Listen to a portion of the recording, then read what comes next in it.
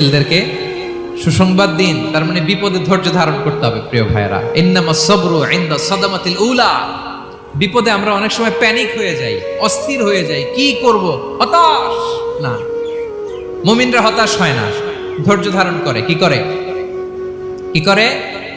ধৈর্য ধারণ করার শক্তি দাও গো মেহেরবান আমায়, দাও গো মেহেরবান। পড়েন, ধৈর্য ধারণ করার শক্তি দাও গো মেহেরবান আমায়, দাও গো মেহেরবান। সবাই বলুন একসাথে, ধৈর্য ধারণ করার শক্তি দাও গো মেহেরবান আমায়, দাও গো মেহেরবান।